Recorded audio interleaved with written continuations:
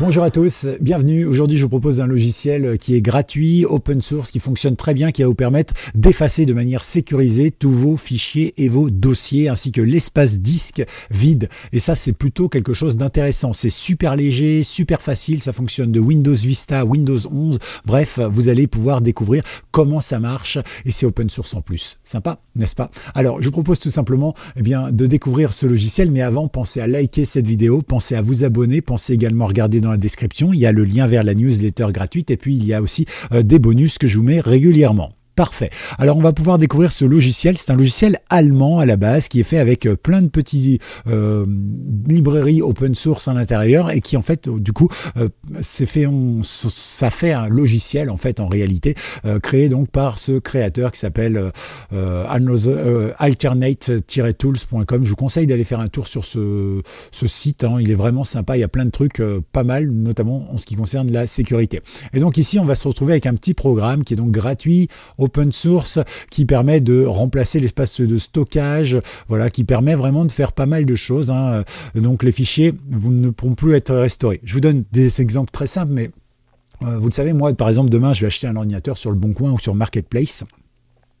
Pour m'amuser, je vais pas m'en servir évidemment, mais je vais faire ce que fait un peu tout le monde, c'est-à-dire je vais tenter de récupérer des fichiers qui auraient été effacés. Et vous le savez, lorsque vous vendez un ordinateur, même si vous formatez l'ordinateur, même si vous avez fait un peu de ménage et tout ça, eh bien on arrive à retrouver des documents, des photos, des choses comme ça. Et en fait, si on retrouve une photo, par exemple, on peut retrouver ce qu'on appelle des EXIF, c'est-à-dire des données qui sont incluses dans la photo et qui permettent par exemple de localiser l'endroit où a été pris la photo, avec quel appareil, quelle heure, quel endroit, etc., etc. Donc voilà, ça permet de faire pas mal de trucs. Par exemple, on peut retrouver aussi des documents avec des comptes bancaires à l'intérieur. Voilà, et moi, ça m'est déjà arrivé de faire ce genre de choses. Et c'est vrai que les gens, quand tu les appelles après, tu leur dis, bah voilà, tu m'as donné ton truc, mais ils me disent, bah non, mais je comprends pas, j'avais formaté. Bah oui, mais le formatage, ça suffit pas. Alors, je vous ai déjà dit, il faut passer par plusieurs phases pour bien effacer les trucs avec des logiciels parfois compliqués.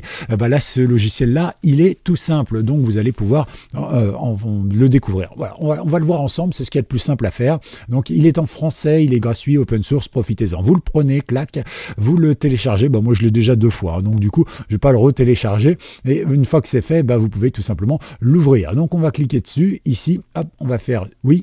Pendant ce temps-là, moi je vais le baisser ici. Tout de suite il me propose de le mettre en français.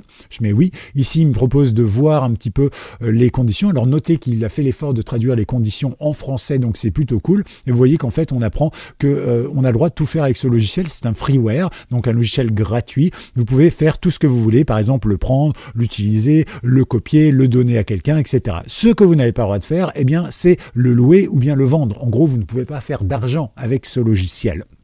En gros, il vous explique tout simplement qu'il a été créé par plusieurs sources, évidemment, de différents codes. C'est ce qu'on est en train d'apprendre notamment sur Patreon. Le lien est dans la description si vous souhaitez vous aussi découvrir comment on apprend le Python et comment on fait ses propres logiciels, ses propres applications smartphone et tout ça. Bref, voilà. Et là, il vous explique tout simplement, donc ce programme est open source, ce qui signifie qu'il peut être, voilà, la source peut être consultée gratuitement et pour éviter toute compilation, il est sous licence publique Mozilla, évidemment, pour plus de détails si vous souhaitez en savoir plus. Donc c'est gratuit, c'est open source, vous pouvez aller voir la source pour vérifier qu'il ne récupère pas vos données, il ne les récupère pas, donc tout va bien. Vous pouvez cliquer sur suivant, sur suivant, sur suivant, voilà, vous arrivez là, vous décidez de où vous voulez voir des icônes, des machins, des trucs comme ça, installer et voilà, c'est fait. Vous voyez, c'est super rapide, même sur un vieux ordinateur comme le mien. Ici, il vous propose de l'exécuter et c'est ce que nous allons faire. Alors on va grossir un petit peu pour que tout le monde voit bien les choses. Voilà. Alors en gros, ça se présente comme ça et vous voyez que dès le départ, il nous l'a mis en français. Donc vous pouvez aller tout simplement voir ici les changements, les mises à jour, tout ce que vous voulez. L'affichage, ce qui est important, c'est la langue. Si jamais, effectivement, il ne vous l'a pas mis en français, mais il y a quand même pas mal de langues. Donc ça, c'est plutôt bien. Vous avez les options, évidemment, avec des options pour le paramètre du programme, avec les couleurs, avec voilà, la possibilité d'arrêter, de faire ce que vous voulez, l'écriture, la police d'écriture. Voilà. Vous pouvez également avoir les paramètres de destruction. Donc là, vous allez pouvoir voir un petit peu comment ça marche, voilà, donc supprimer les tailles et voilà. Bon, je vous laisserai regarder un petit peu ce qui vous arrange, vous pouvez laisser par défaut, c'est déjà pas mal performant. Ici, vous pouvez bien sûr, vous avez les mêmes options ici d'ailleurs, éditer, ajouter un dossier, ajouter une corbeille, enlever la sélection, tout enlever, tout sélectionner, inverser la sélection, exécuter en tant qu'administrateur, voilà, selon le fichier, le programme que vous souhaitez enlever. Voilà, et puis ici, vous avez la possibilité de détruire vos fichiers directement, de nettoyer l'espace disque libre, d'imprimer, voilà, ou la liste, hein, comme ça vous savez ce que vous avez effacé ou pas, et bien sûr vous pouvez accéder aux propriétés, et donc là, bon ça va rien donner puisque j'ai pas mis de fichier à l'intérieur. Voilà, donc ici vous avez tout ce qui concerne la visibilité du menu. Ici vous avez les raccourcis comme je vous l'ai dit, donc créer un nouveau fichier, ou plutôt supprimer ou importer un nouveau fichier, importer un nouveau dossier, importer une nouvelle corbeille, enlever la sélection, tout enlever bien sûr, tout supprimer les fichiers qui sont présents ici, supprimer l'espace vide de votre disque dur tout simplement. Et puis ici vous avez bien sûr les options qu'on a vues tout à l'heure, et ici la vue binaire de vos fichiers. Par exemple, si je prends un fichier, tiens celui-là, je clique dessus par exemple et on a la vue binaire, voilà. Bon, est-ce que c'est très utile pour quelqu'un comme vous et moi? Non, je ne crois pas. Peut-être évidemment pour un grand professionnel qui sera capable de décrypter tout ça. Voilà, moi je ne suis pas capable de le faire. Bon, je peux repérer certaines choses, certaines séquences, mais globalement je ne vais pas en faire grand-chose non plus. Ok, donc voilà. À partir de là, avant d'appuyer donc sur ici supprimer les fichiers qui sont présents ici ou supprimer mon espace, mais on peut choisir ce qu'on va faire. Le nombre d'itérations, c'est-à-dire le nombre de fois où il va passer dessus. Je vous rappelle que vous pouvez passer 20, 25 fois, 30 fois, 100 fois, mais attention parce que ça va faire ramer l'ordinateur, hein. Évidemment, si vous effacez un fichier avec 3 itérations, ça va aller très vite, ça va déjà être assez difficile à retrouver, mais c'est faisable. En moyenne, l'idéal c'est de faire minimum 7, voilà, sinon vous avez le Gutmann qui préconise, je crois que c'est 50 passages. 15 ou 50, j'ai un trou de mémoire, tiens, pour le coup.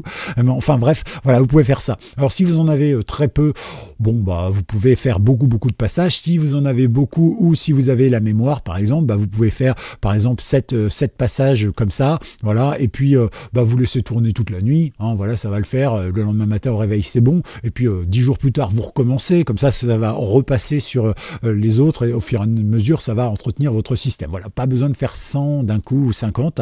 Ici vous avez la modification de la taille, donc voilà, vous pouvez définir au hasard, ne pas modifier, voilà, vous pouvez vraiment changer plein de choses. Vous pouvez bien sûr ici travailler les écritures aléatoires des données, c'est-à-dire qu'il va supprimer certaines choses à certains moments, donc il va casser votre fichier, hein, donc forcément même si on récupère le fichier, il sera corrompu, on ne pourra pas l'ouvrir. Donc vous voyez, il y a des choses, on peut confirmer la suppression, on peut détruire le nom des fichiers également, parce que quelqu'un qui voudrait rechercher, vous savez, quand on a un ordinateur, qu'on récupère des fichiers qui ont été supprimés, formatés et tout ça, en fait on récupère le nom des fichiers, et en récupérant le nom des fichiers, en réalité on peut faire une recherche tout simplement et se dire tiens, compte bancaire, je sais pas, n'importe quoi, impôt et tout ça, et avoir des données confidentielles sur les gens. Donc vous pouvez détruire le nom des fichiers, et puis voilà, après avoir terminé, soit vous fermez le programme, soit vous arrêtez Windows, et donc du coup ça vous permet tout simplement d'aller vous coucher, et si le lendemain matin c'est pas éteint, c'est soit qu'il a planté dans le fait d'éteindre Windows,